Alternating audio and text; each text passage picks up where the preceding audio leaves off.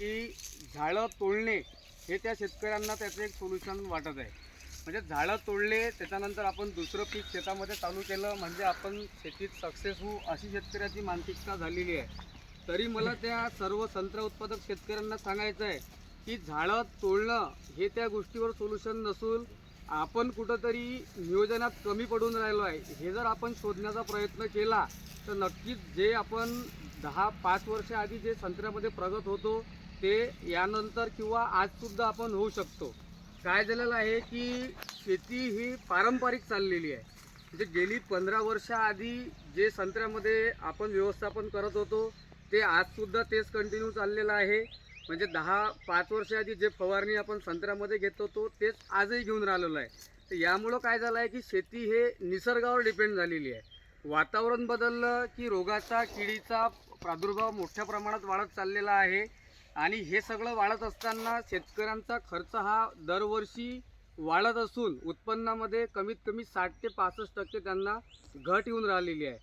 उदाहरणार्थ 300 रुपये प्रति झाड जर खर्च शेतकरी करत असेल तर त्यापासून येणारं उत्पन्न हे त्यांना 500 रुपयाचं सुद्धा होऊन राहिलेलं नाही आहे. त्यामुळं हे शेतकऱ्याची मानसिकता झाली आहे. परंतु आता ह्या 4 ते 5 वर्षात आता मी एक मार्गदर्शक कन्सल्टन्सी करतो आहे संत्र्यामध्ये. आता मी जेवढेही बागा या 4-5 वर्षामध्ये ट्रीटमेंटला घेतल्या असेल तर त्याच्यामध्ये असे काही शेतकरी जुळले की काही शेतकऱ्यांनी झाडं तोडण्याचा निर्णय घेतला, काही शेतकऱ्यांनी JCB सांगितला, काही शेतकऱ्यांनी झाडं तोडण्यासाठी दिले. परंतु आपण त्या शेतामध्ये व्हिजिट केल्याच्या नंतर शेतकऱ्यांना जे मार्गदर्शन केलं आणि सांगितलं की बाबा झाडं तोडणं हे त्याच्या मागचं सोल्युशन नाही आहे. कारण जमिनीच्या ठिकाणी बरोबर आहे, झाडाच्या ठिकाणी बरोबर आहे. चुकन कुठं आहे, चुका ह्या आपल्या होत आहे. कारण जे नियोजन आहे ते मागं पुढं होत आहे. आता तुम्ही म्हणाल की बा आम्ही तर खूप प्रगत शेती करतो, चांगल्या औषधी, चांगले फवारणी, चांगले खताचं आम्ही शेड्यूल फॉलो करत आहे, तरीसुद्धा आम्हाला पाहिजे असं त्या प्रमाणात उत्पन्न किंवा समाधान लाभत नाही आहे. परंतु शेती जोपर्यंत तुम्ही शेतीमध्ये अपडेट नाही आहे, जोपर्यंत तुम्ही लाईव्ह सिच्युएशननुसार काम करणार नाही आहे तोपर्यंत आपल्याला हे फटके बसणारच आहे. त्याचं एक सांगायचं जर झालं की हरित क्रांतीपासून रासायनिक खताचा शोध लागला आणि शासनानं रासायनिक खत अशासाठी उपलब्ध करून दिलं की चला उत्पन्नामध्ये थोडीशी वाढ व्हावी, शेतकऱ्यांचा खर्च कमी व्हावा म्हणून शेतकऱ्यांसाठी प्रति एकर 10 किलो 5 किलोची शिफारस करून रासायनिक खताचा शोध लागला. परंतु काय झालं की कॉम्पिटिशन एवढी भयानक वाढत गेली की हा शेतकरी जर प्रति झाड 250 ग्राम रासायनिक खत टाकत असेल तर याच शेतकऱ्याचं पाहून दुसरा शेतकरी हा 500 ग्राम टाकायला लागला. 500 ग्राम खताचा वापर 1 किलोवर गेला, 1 किलो खताचा वापर 2 किलोवर गेला. तर ह्या सगळ्या केमिकल फर्टिलायझर यूज करत करत काय झाला की जमिनीमधली जे सुपीकता आहे ते सुपीकता पूर्ण नाहीशी झाली. प्राचीन काळापासून जमिनीला जे भूमाता संबोधलेलं आहे तर ती भूमाता नसून आज पूर्ण जमीन ही निकस आणि निर्जीव झालेली आहे. त्यामध्ये जीवाणूची संख्या असेल, त्यामधला सेंद्रिय कर्ब असेल, हा जमीनमध्ये पूर्णतः नाहीसा झालेला आहे. तर सगळ्यात महत्त्वाचा जर विषय असेल कुठल्याही पिकामध्ये, संत्रा असेल किंवा कुठलीही शॉर्ट टर्म पिकं असेल तर या पिकामध्ये बेस म्हणजे तुमची जमीन आहे. जोपर्यंत जमीन सुदृढ नाही आहे तोपर्यंत तुमचं कुठलंही पीक सक्सेस नाही आहे. त्यामुळं आज अशी परिस्थिती झाली आहे की आशिया खंडामध्ये सर्वात जास्त pH असणारा जर कोणता एरिया असेल तर तो म्हणजे आपला विदर्भ आहे. जोपर्यंत जमिनीचा pH लो होणार नाही तोपर्यंत टाकलेलं कुठलंही न्यूट्रिशन, कुठलंही खत झाडाला सहज अवेलेबल होणार नाही. आता आपण काय करतो आहे, संत्र्यामध्ये जवळपास जानेवारी किंवा डिसेंबर एंडिंगला आपण जर पाणी लावलं तर आपलं पारंपरिक दृष्टीनुसार जेव्हा बगीचाचा ताण सुटते, डोळे फुगायला लागते, नवती निघायला लागते तर आपण दर 15-15 दिवसाच्या अंतरानं त्याच्यामध्ये फवारणीचं नियोजन करत आहोत. पण फवारणीचं नियोजन कधी करतो की जेव्हा आपल्याला डोळ्यानं काही रोग दिसते, डोळ्यानं किंवा आपल्याला मावा दिसते त्यावेळेसच आपण त्याच्यासाठी फवारा मारतो आहे. प्रिव्हेंटिव्हमध्ये यायच्या आधी कोणीच त्याचं नियोजन करत नाही आहे. म्हणून जेव्हा आपल्याला डोळ्यानं तो रोग दिसला आहे, तो कीड दिसलेली आहे तोपर्यंत जेव्हा आपण फवारा मारतो तितक्या वेळात कमीत कमी 30 ते 40% आपलं आर्थिक नुकसान झालेलं असते.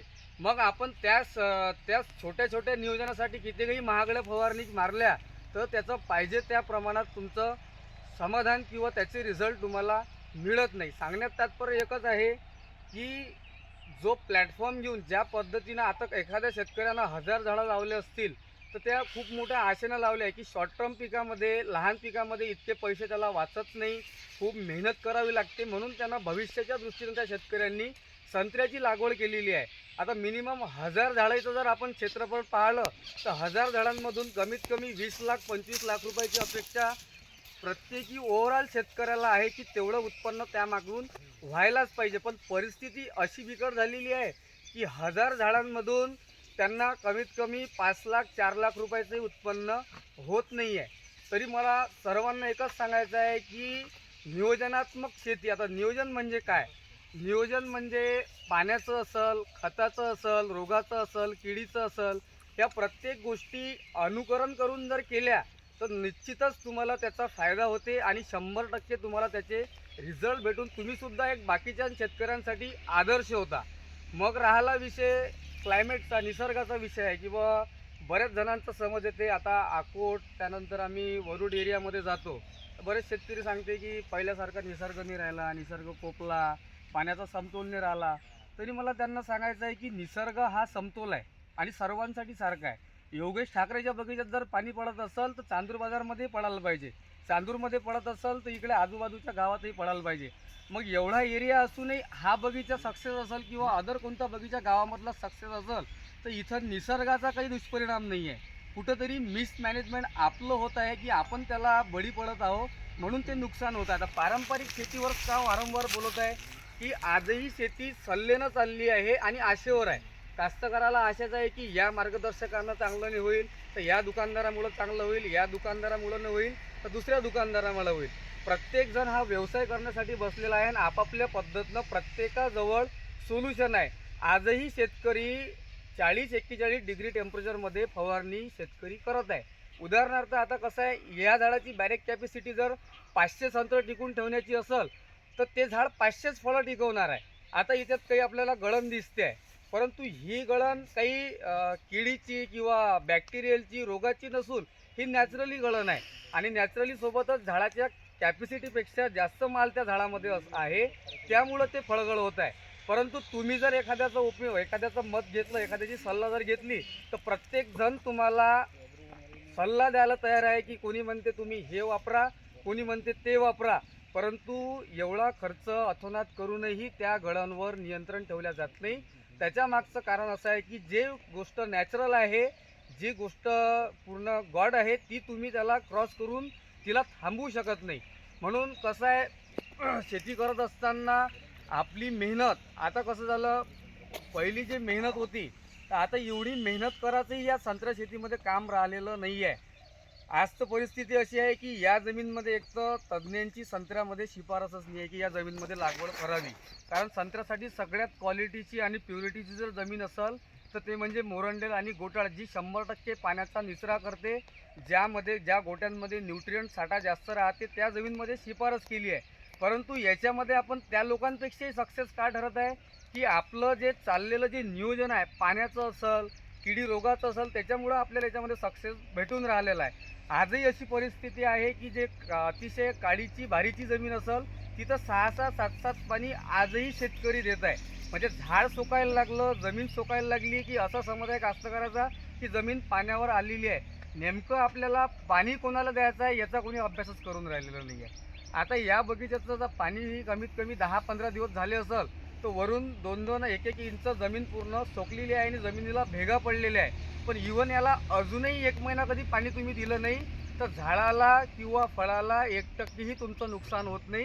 कारण पाणी आपल्याला ज्या झायलम वाटे, जे अन्ननलिका आहे झाडाची, त्या अन्ननलिकेतून जे पाणी जायला पाहिजे ते जमीनपासून 10 सेंटीमीटरपर्यंत त्याच्या रूट झोन खोल आहे, म्हणून नेमकं आपल्याला पाणीच तिथं द्यायचं आहे. आता इव्हन अशी परिस्थिती आहे की सादिक इनामदार म्हणून शेतकरी आलेले आहे इथं, त्यांचा असाच एक प्रॉब्लेम होता बगीच्यामध्ये की कधीच पैसे होत नव्हते बगीच्याचे आणि येता जाता सगळ्या लोकांनी त्यांना ॲडवाईस दिली की झाडं तोडून टाका, याच्यापासून पैसे तुम्हाला होणार नाही आहे. मग मागच्या वर्षी त्या बगीच्याचं साधंसुद्धा एक नियोजन आपण त्यांना सांगितलं, ट्रीटमेंट चालू झालं. परिस्थिती अशी झाली की 5 एप्रिलपासून बगीचा तानावर सुटला तर जूनचं पाणी पडेपर्यंत बगीच्याला पाणीच दिलं नाही.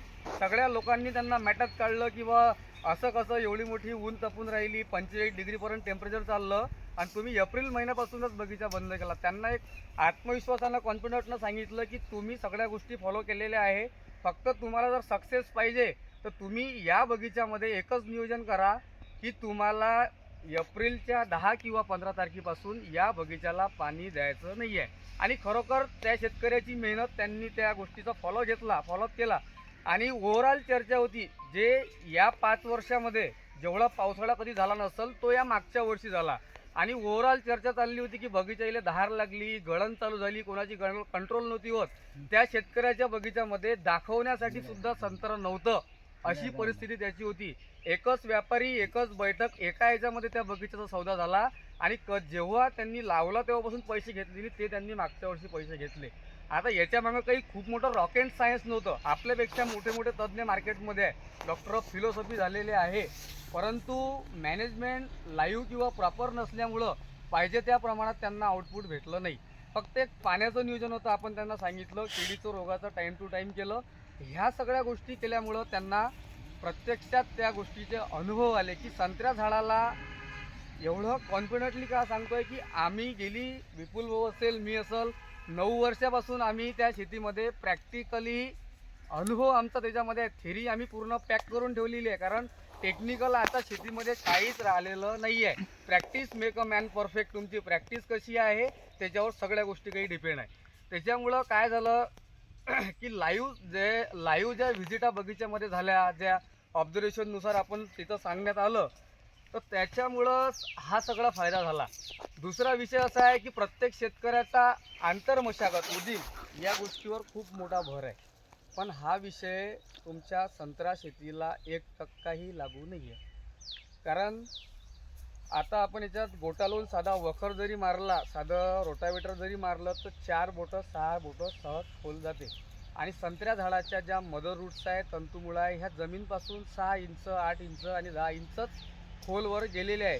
कुठलीही मशिनरीज तुम्ही यंत्रणा त्यामध्ये वापरली तर तुमच्या कमीत कमी कल्टिवेशनमध्ये वरचं रूट झोन डिस्टर्ब होते, जावरं तुटते, जावरं तुटलं का न्यूट्रिशन सप्लाय बंद पडते, झाडाची झायलम फ्लोएम दोन्हीही मंदावते. अशा वेळी झाडाची जी शारीरिक रचना आहे ते टोटली बंद पडून पानाची पेशी विभाजनाची क्रिया कुठल्याही प्रकारची होत नाही. 5 वर्षातून 6 वर्षातून एकदा जर उदीम केला तर काही हरकत नाही आहे, परंतु दरवर्षी जमीनमध्ये तुम्ही आंतरमशागत करणं टाळली पाहिजे. आंतरमशागत म्हणजे आता आपण याला खताचा पुरवठा करून राहिलो, त्यानंतर आपण ड्रिंचिंगा देऊन राहिलो, त्यानंतर आपण मायक्रोरायझा, बॅक्टेरिया ह्या सगळ्या गोष्टी टाकतोय. याचं मागचं कारण काय आहे की जमिनीचा विकास व्हावा, जमिनीच्या पांढऱ्या मुळा वाढलाव्या, जमिनीचा pH लो झाला पाहिजे, सेंद्रिय कर्ब वाढला पाहिजे, जीवाणूची संख्या वाढली पाहिजे. यासाठी आपण पांढऱ्या मुळेचा विकास करून राहिलो आहे. आणि पांढऱ्या मुळा डेव्हलप करत असताना नेमकं आपण दरवर्षी तेवढ्याच गोष्टीसाठी मेहनत करतो आणि तेवढीच गोष्ट आपण त्याला रिवर्स आणून राहिलो आहे. म्हणून संत्रा शेतीमध्ये आंतरमशागतीचा पार्ट लागू नाही आहे. आता तुम्ही माझ्यासाठी नवीन शेतकरी असाल तर मी जर म्हटलं की 12 वर्ष तुम्ही याला हात लावू नका, काही होणार नाही, तुमचा विश्वास बसणार नाही. म्हणून मी कमीत कमी तरी सांगतो की तुम्ही याला 5 वर्ष कमीत कमी या कल्टिवेशन आंतरमशागत जमीनमध्ये केलीच नाही पाहिजे. कारण आंतरमशागतीमुळं बरेचसे प्रॉब्लेम जमीनमध्ये उद्भवते. ज्यावेळेस नुकसान होऊन जाते त्यावेळेस आपल्या पूर्णतः लक्षात येते. त्यानंतर सगळ्यात मेजर प्रॉब्लेम आहे जमिनीतला झाडामधला जो फायटोप्थोरा फंगस आहे. फायटोप्थोरा, पल्मिओरा, निकोसिया आणि सिट्रप्थोरा. म्हणजे फायटोप्थोरा बुरशीजन्य रोग म्हणजे काय की फायटोप्थोरा म्हणजे सोप्या भाषेत एक झाडाला होणारा कॅन्सर आहे. आता ती बुरशी काही वातावरणातून आलेली नाही आहे आणि दुसऱ्याच्या शेतातून आलेली नाही आहे. आपल्या जमीनमध्ये वास्तव करून बसलेली बुरशी आहे. ते या झाडाच्या खालीच ते स्पोर फॉर्ममध्ये मृत अवस्था घेऊन बसलेली आहे. ते प्रेझेंट केव्हा होते, तिला मीडिया कधी भेटते, जेव्हा जमिनीमध्ये आर्द्रता वाढते, ओलावा येते, तेव्हा त्याचे जे सीड स्पोर्स आहे, जे बीजाणू आहे, जे मायसिली आहे, त्याच्या ज्या फांद्या असते ज्याला